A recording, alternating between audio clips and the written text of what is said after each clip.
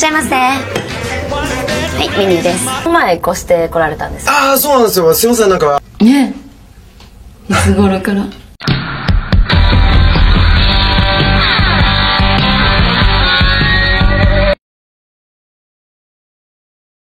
？Film dimulai dengan seorang pria yang bernama Rio yang baru saja pindah ke apartemen barunya. Rio sendiri bekerja sebagai reporter di sebuah perusahaan. Karena dedikasi dan prestasi yang dibuatnya untuk perusahaan, ia pun dihadiahi sebuah apartemen untuknya. Setelah semuanya rapi, Rio baru sadar kalau dinding rumahnya dengan rumah sebelahnya terlalu tipis. Dia bisa mendengar cukup jelas suara wanita yang ada di balik dinding rumahnya itu. Dengan penuh penasaran, ia pun mencoba kembali untuk mendengar sumber suara dari balik dinding tersebut dan mengintipnya dari balik pintu saat wanita itu keluar rumah.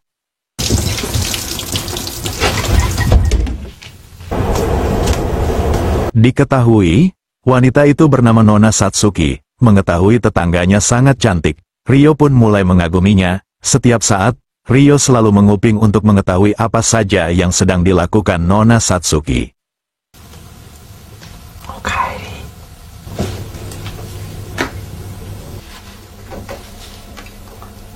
Hingga suatu ketika, Nona Satsuki mendapat telepon dari pria misterius untuk menerornya. Karena ketakutan, ia pun menelepon pacarnya yang bernama Yuta untuk datang ke apartemennya.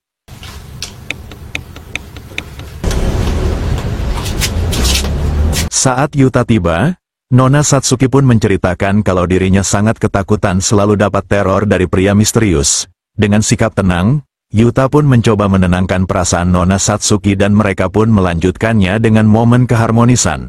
Di sisi lain, Rio yang mendengar suara kebahagiaan itu turut mengekspresikannya seorang diri.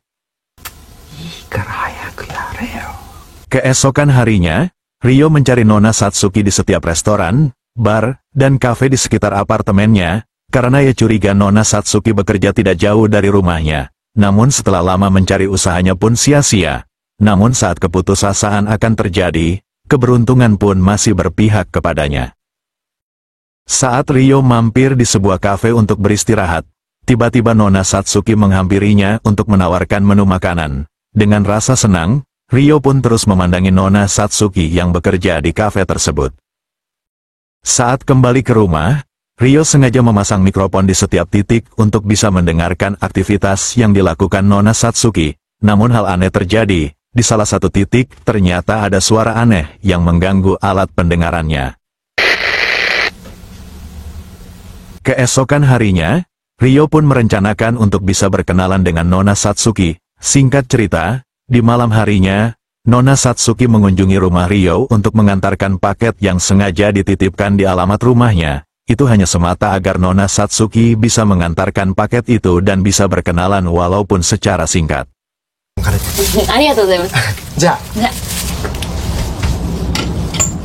Saat Nona Satsuki kembali ke rumahnya, ia kembali mendapat teror dari pria misterius. Dengan rasa takut, ia pun kembali meminta Yuta untuk datang menemuinya, dan mereka pun kembali melakukan aktivitas keharmonisan untuk menghilangkan rasa ketakutannya. Keesokan harinya, Rio curhat ke teman kantornya kalau dia sangat tertarik kepada tetangganya. Rio pun bercerita hanya bisa mendengarkan suaranya dari balik dinding menggunakan mikrofon. Namun ada satu tempat yang tidak bisa ia dengarkan. Mengetahui keluhan yang dialami Rio, temannya pun akan membantunya mencarikan orang yang ahli dalam penyadapan.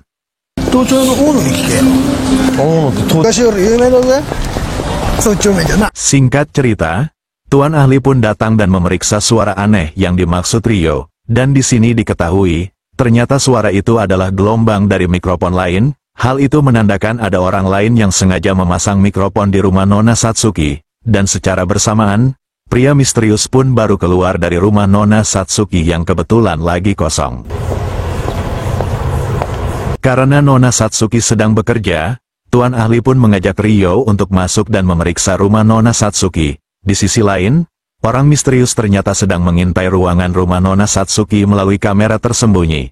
Namun beruntung, Tuan ahli memiliki alat untuk mematikan sinyal kamera untuk sementara, sehingga Tuan ahli dan Rio pun tidak diketahui sedang memasuki rumah itu.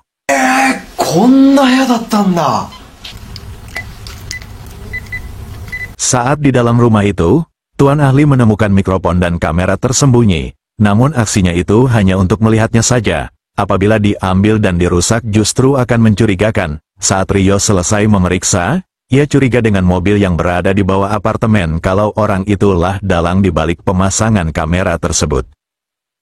Rio lalu menghampiri mobil tersebut dengan alasan menanyakan warung nasi. Saat mendengar suara pria itu, Rio tahu kalau itu adalah Yuta, pacar Nona Satsuki sendiri. Dari sini Rio pun tahu kalau Yuta bukanlah pria baik-baik.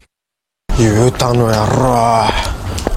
Setelah mengetahui sifat buruk Yuta, Rio dengan sengaja terus mendekati Nona Satsuki. Ia selalu datang ke tempat kerjanya dan mereka semakin akrab satu sama lain. Banana fritter to cherry coke de. Suatu ketika, Rio sengaja mengerjai Yuta dengan mengajak Nona Satsuki untuk memasak dan makan bareng di rumahnya agar tidak terpantau di kamera tersembunyi. Namun akibat kejadian itu, Yuta sangat marah dan cemburu.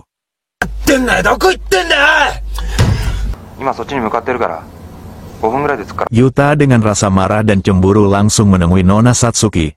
Tanpa basa-basi, ia meminta aktivitas keharmonisan secara paksa, membuat Nona Satsuki sedikit kewalahan dengan sifat pacarnya seperti itu.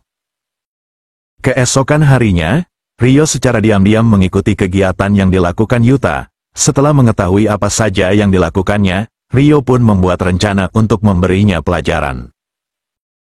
Hari berganti, Rio sengaja mengajak Nona Satsuki makan bersama. Di sisi lain, tim yang dibuat Rio memasuki apartemen Nona Satsuki untuk membuat drama agar terlihat nyata oleh Yuta. Di sana pemeran Nona Satsuki seolah-olah sedang didatangi seorang preman yang menagih hutang ibunya yang cukup besar. Namun Nona Satsuki tidak bisa membayar. Si preman pun tahu kalau pacarnya alias si Yuta cukup banyak uang dan berencana akan menghampirinya. Melihat kejadian itu di kamera tersembunyinya, Yuta pun sangat ketakutan.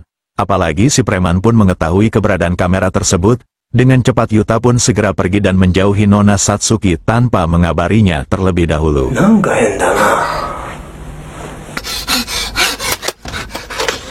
Setelah beberapa hari, Yuta tidak ada kabar sama sekali yang membuat Satsuki kecewa tapi tidak merasa kehilangan. Ia justru merasa bebas lepas dari Yuta. Kali ini Satsuki pun mulai menyukai Rio dan ingin mengajaknya berbagi keharmonisan. Namun kali ini Rio menolaknya, walaupun sebenarnya ia menginginkannya.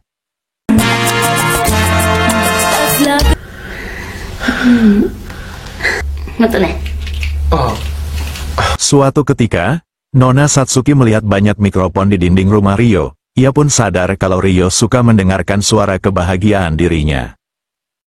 Saat Rio berada di rumah, Nona Satsuki sengaja bekerja sendiri agar suara kebahagiaan dirinya didengar oleh Rio. Di sisi lain, Rio pun bekerja sendiri untuk meluapkan emosinya. Namun diam-diam, Nona Satsuki menghampiri Rio ke rumahnya. Ia pun melihat Rio sedang bekerja sendiri lalu mengagetkannya. Di sini Nona Satsuki pun kembali mengajaknya untuk bekerja bersama. Dan kali ini Rio pun tidak dapat menolaknya. Mereka pun akhirnya larut dalam keharmonisan. Dan akhirnya, film pun selesai. Hajimeyo.